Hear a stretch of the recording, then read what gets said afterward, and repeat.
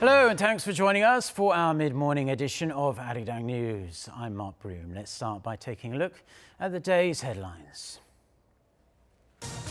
Helping firms rocked by Japan's trade controls. The South Korean government unveils the steps it'll take to help local companies through this most challenging of times. Washington's new defense chief, Mark Esper, is due in Seoul this week. On the table, the Seoul-Tokyo tensions, North Korea's denuclearization and defense cost-sharing for US troops on the peninsula. Plus, a nation in shock again. 29 people killed in the US over the weekend in 2 mass shootings within hours of each other. Dozens more injured, many in critical condition. So we are going to start today with the latest discussions held in Seoul in response to Japan's trade restrictions on South Korea. Our Hong Yu is on the line to tell us more about a crunch meeting that started a couple of hours ago.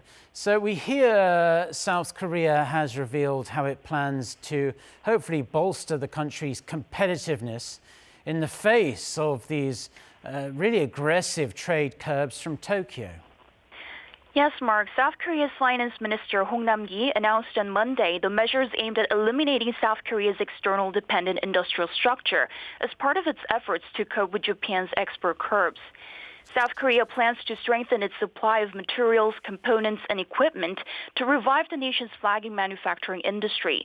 To do so, 100 strategic core items will be selected to secure supply based on their demand within 5 years. South Korea will push to diversify import negotiations with various countries and try to expand local production by solving pending issues that prevent local companies from producing items that are badly needed. In addition, the government will focus on establishing a healthy cooperation model between supply and demand chains among local companies. Such measures will be backed by support from the government, which promised to muster all necessary assets and capabilities like extra funding, tax relief, and deregulation measures to ease the burden on South Korean firms. Regarding the government's stance on dealing with Japan's export curbs, Hong said the government will work hard to minimize corporate damage and uncertainty by stabilizing the short-term supply of materials, components, and equipment by securing alternate import partners. Hong wrapped up the meeting by emphasizing that Japan's removal of South Korea from its trade whitelist was an unfair economic sanction, and he again urged Tokyo to retract the move. Back to you, Mark. Okay, thank you very much for that report. That was a Hong Yi reporting there. Now, a number of Japan's largest export parts makers have been fined tens of millions of dollars by South Korea's antitrust watchdog for price fixing. The Fair Trade Commission says the companies had been working together to fix prices to essentially rip off South Korean automakers for a period lasting a decade. Lee Seung-jae with the details. South Korea's Fair Trade Commission says 4 of Japan's largest auto parts makers have been fined a combined $76 million. The firms were found to have been fixing prices in collusion when selling alternators and ignition coils to local automakers for a period spanning 10 years. The 4 Japanese firms include Mitsubishi Electric and Hitachi Automotive Systems, which were fined over $66.4 million and $3.4 million respectively, and were referred to prosecutors. Denso Corporation and Diamond Electric Manufacturing were fined nearly $3.5 million and $2.2 million, but were not referred to prosecutors. The FTC says 3 firms, Mitsubishi, Hitachi, and Denso, agreed to allocate their automaker clients before selling alternators, a practice which lasted from 2004 to 2014. When automakers sent requests for quotes, sales personnel of the 3 companies gathered to discuss prices. When selling ignition coil parts, 3 firms, Diamond, Mitsubishi, and Denso, fixed prices from 2011 to 2016.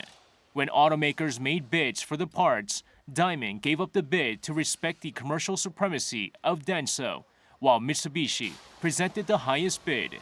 The South Korean car most impacted by the price fixing was Renault Samsung's QN5 model, which used parts from Mitsubishi Electric. Through the scheme by the companies involved, the QN5 model used overpriced parts until it was discontinued. The FTC says the fines were to be announced last month, but was delayed amid concerns it would worsen the trade tensions between Seoul and Tokyo. However, with Tokyo's decision to remove Seoul from its whitelist of trusted trading partners, the South Korean government decided to make the announcement now. Lee Seung-jae, Arirang News.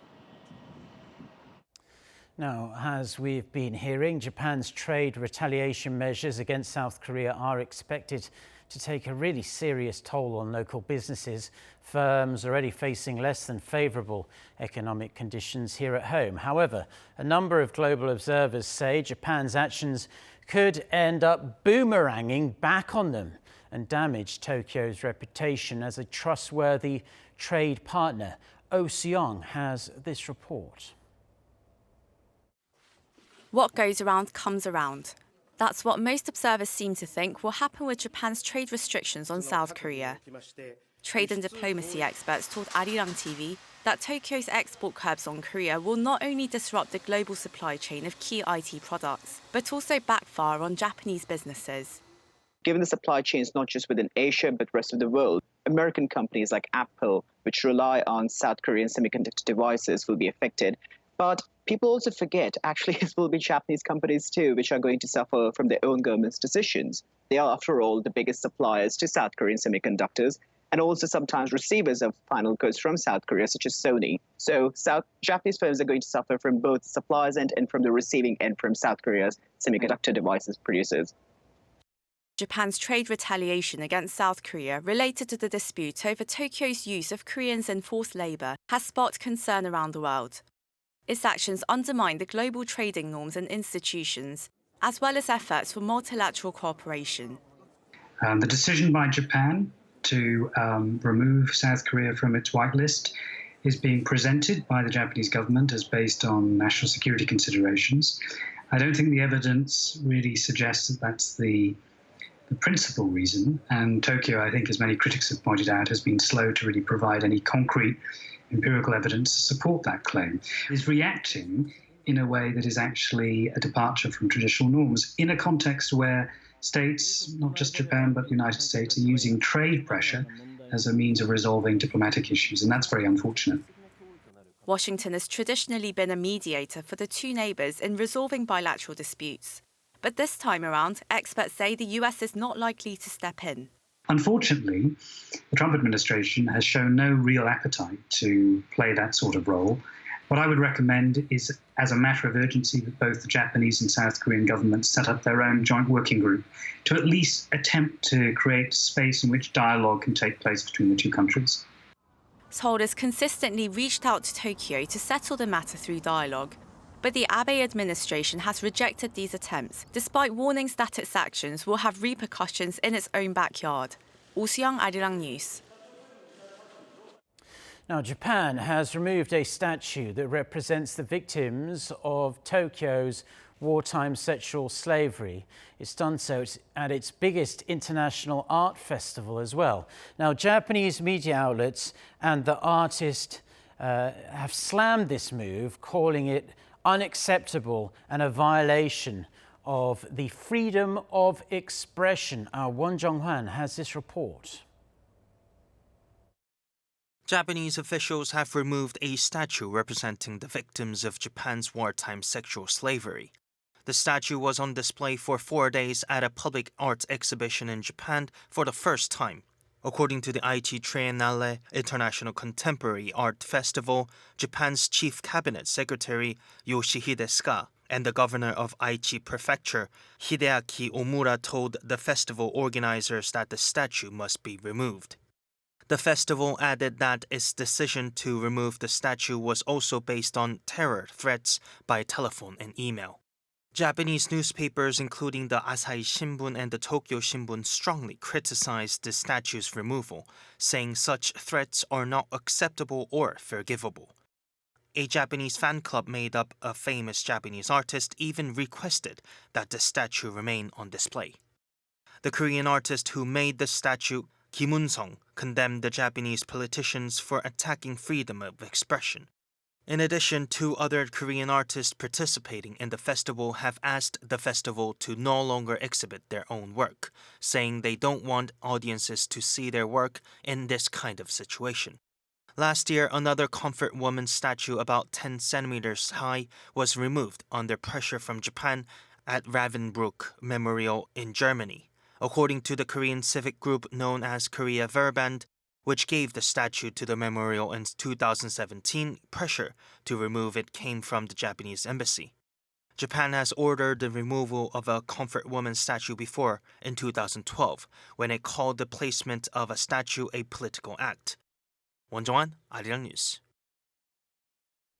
Mark Esper, who is visiting Australia for his first international trip since being sworn in as the new US Defense Secretary, will visit South Korea on this Friday to meet his South Korean counterpart.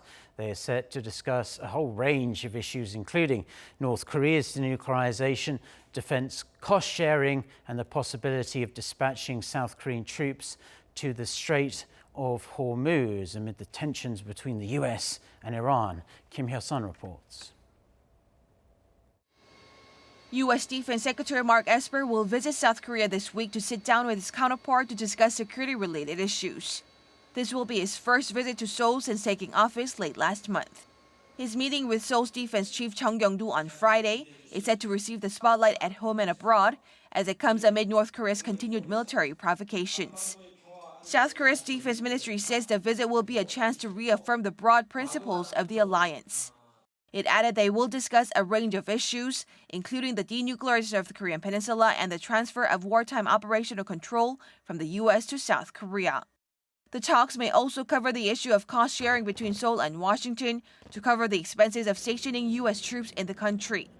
Chung and Esper could also discuss Washington's possible dispatch of intermediate-range missiles in Asia. The Pentagon chief told reporters in Sydney on Saturday that he hopes to see it happen. But let's be clear, I'm talking about conventional weapons. INF range, right? Exactly. And I would prefer months. I just don't have I don't have the latest state of play on timelines for either a cruise missile or long-range missile as the Army was preparing it. But these things tend to take longer than you expect. The issue of South Korea's military intelligence sharing pact with Japan could also be an agenda item, as Seoul announced last Friday that as part of its countermeasures against Tokyo's trade curbs on Seoul, it could review whether to renew the General Security of Military Information Agreement, seen as an essential part of trilateral security cooperation with the U.S. It's also left to be seen whether Esper will make a formal request to dispatch South Korean troops to the Strait of Hormuz. U.S. Secretary of State Mike Pompeo, currently in Australia with Esper, has said he hopes to see Seoul and Tokyo participate in protecting the world's primary oil shipping channel from threats posed by Iran. Kim Hyo-sun, Arirang News. South Korea and the US start their joint military drills as scheduled today, despite the recent provocations from North Korea. The drills, which will last around 2 weeks, involve a computer-simulated command post exercise to train for a potential emergency on the Korean peninsula. These drills will see South Korea retake wartime operational control of its troops from the US, in the exercise anyway. Although the Allies scrapped or scaled down large-scale joint military drills, North Korea said 2 of the short-range ballistic missiles it fired last month were a solemn warning to the South against the drills and its purchase of fighter jets from the US. South Korea's National Assembly's Defense Committee is being briefed on North Korea's recent provocations. The regime launched multiple projectiles into the EC within a span of just over a week last month. The ruling party is likely to review North Korea's intentions and questions Seoul's response measures. The opposition is expected to criticize the North for violating an inter-Korean military agreement aimed at easing tensions. Rival parties are also likely to review a resolution condemning the launches. They could also discuss the recent violations of South Korea's air defense identification zone by China and Russia, as well as the undetected entry of a North Korean fishing boat into the South waters. South Korea's foreign exchange reserves edged up in July compared to the month before. According to the Bank of Korea, reserves reached $403 billion around the end of July. That's up $40 million from June. The central bank attributed the slight rise to an increase in revenue from foreign currency assets despite a stronger greenback. As of the end of June, South Korea had the world's 9th largest FX reserves, with China topping the list.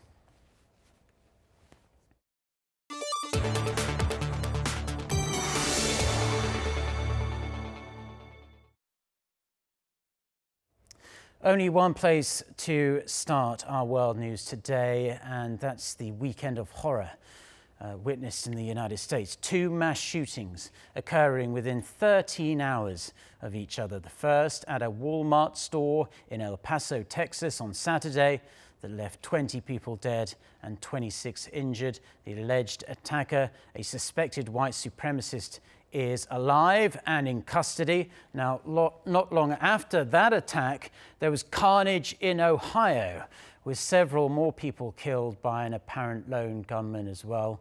For more on this tragic story and other news from around the world, let's turn to our Kim Da-mi. So, Da-mi, let's hear the latest details from this mass shooting in Ohio. Mark, 9 people have been confirmed dead and at least 26 injured in the second mass shooting to hit the U.S. within just 24 hours. The attack took place in Dayton City, Ohio at 1 a.m. Sunday local time. Police named the gunman as Connor Betts, a 24-year-old white male. He was killed by police just 1 minute after he started his shooting spree. His 22-year-old sister is known to be the youngest victim.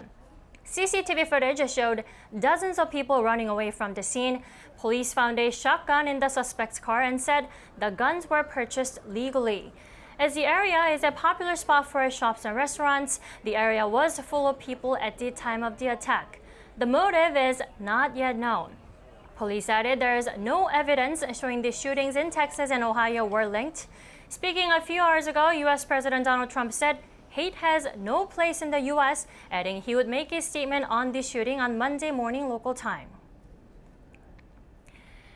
A huge power outage has hit the Indonesian capital of Jakarta, causing traffic chaos and disrupting mobile networks. The blackout began on Sunday just before noon local time. The state power company said the outage was due to technical issues. Passengers were left stranded as commuter lines came to a halt. However, the city's international airports and public hospitals stayed open thanks to backup generators. Blackouts are frequent in Jakarta, but Sunday's was unusually long at nearly 12 hours. A Frenchman has successfully crossed the English Channel on his very own flyboard. Inventor Frankie Zapata left Sangatte, France at 8:17 a.m. local time on Sunday. 22 minutes later, he's safely landed in the southern English country of Kent, around 35 kilometers away. Invented 3 years ago, the 26-kilogram board is 100% French with a max speed of 202 kilometers an hour. It's powered by 5 small jet engines and carries kerosene in a backpack. Zapata, a former world and European jet ski champion, says he has no plans to commercialize it yet.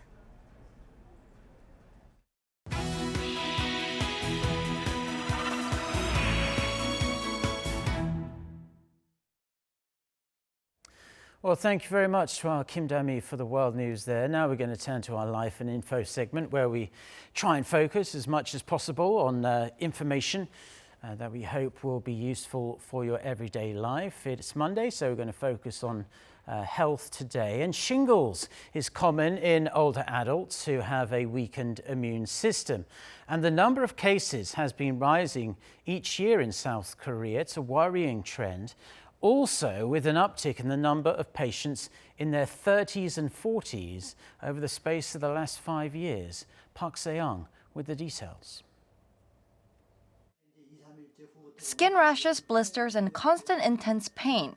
These are the most common symptoms of shingles caused by the same virus responsible for chickenpox. The virus remains hidden in the body of a person who has had chickenpox and becomes reactivated when the immune system is weakened. The number of shingles patients in Korea has been increasing by an average of 3 percentage points per year. Most of the patients, 63.4%, were aged 50 and above. But the rate of increase was greatest among people in their 30s and 40s at 3.6 or 4% each year. Shingles patients should see a doctor and get proper treatment because nerve damage and the accompanying pain tends to get worse over time. Unlike chickenpox, this virus causes damage to nerves. Damaged nerves are difficult to recover and often progress to neuralgia as an after effect. Depending on the affected area, the virus can result in meningitis, blindness, and facial paralysis. This is why experts say people with symptoms of a painful itchy rash or shooting pain should get diagnosed and treated within 72 hours. Shingles requires antiviral medication and nerve blocks to manage the pain. Those over 50 years of age or with weakened immune systems are recommended to get vaccines. Park Se-young, Arirang News. Now, a couple of ice-cold glasses of beer may sound perfect on a hot summer day like today in South Korea, but experts warn that alcohol can cause drinkers to dehydrate much more easily in the heat, so be careful. They say excessive alcohol consumption is a bad idea during the summer, as alcohol causes you to go to the bathroom more often and you lose more water through sweat, of course. So you can, what happens basically is you lose fluids twice as quickly as normal. The hot weather can also increase the effects of alcohol and can aggravate cardiovascular problems in people with high blood pressure. If you have to have a few drinks, try drinking plenty of water before, during and after consuming alcohol. That's the best way, especially during the summer. South Korea is launching a nationwide crackdown on pig farms that feed food waste to their pigs in an effort to prevent a possible outbreak of African swine fever. The Agriculture Ministry says it plans to work with the Environment Ministry and local governments to visit pig farms from Monday to end the feeding of leftover food to animals and provide education on quarantine measures. With last month's amendment to the enforcement rule on the Waste Controls Act, farms in South Korea are prohibited now from feeding livestock leftover food without prior government approval.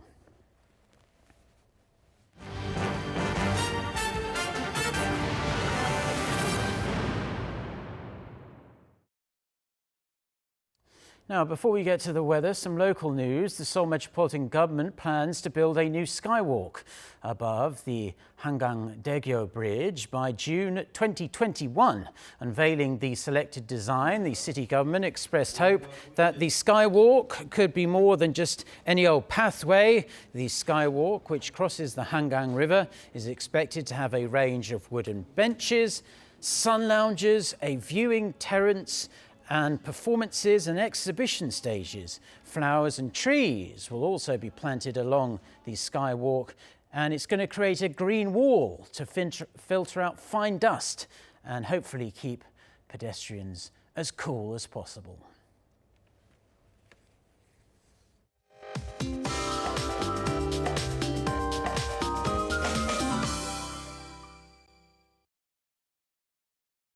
Good morning. We are expected to have the hottest temperatures of the season so far today, and the western parts of the country will see seasonally heat with heat wave warnings in place for most of South Korea. And daily height will be between 32 and 37 degrees Celsius this afternoon. And those of you on summer vacation will need to protect yourself from the heat and blazing sunshine today and brace for a typhoon over the next couple of days. The 8th typhoon of the season, Tropical Storm Francisco, will get close to Korean Peninsula starting tomorrow afternoon.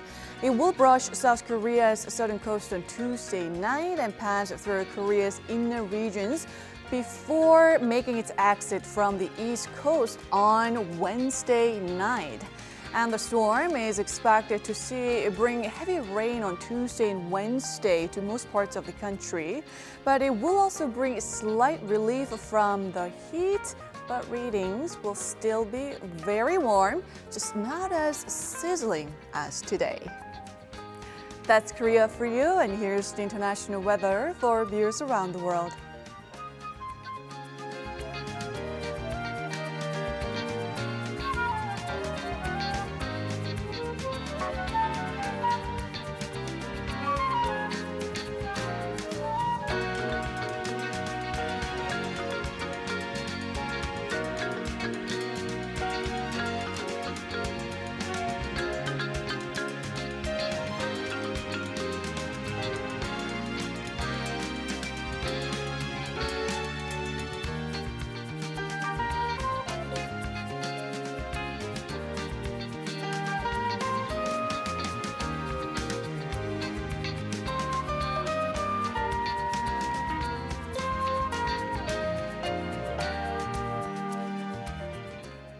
Well, that's where we're going to have to leave the news and weather for now on this Monday morning here in Seoul. Stay tuned to Arirang TV.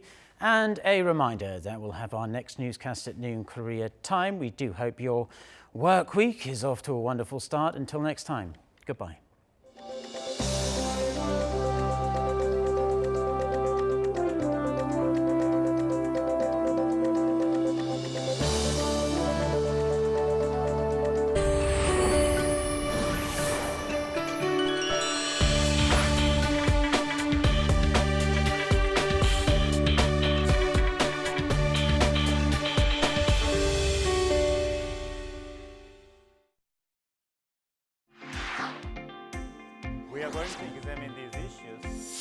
Following the Inter-Korean summits and the North Korea-US summits, a journey toward peace on the Korean peninsula has become inevitable.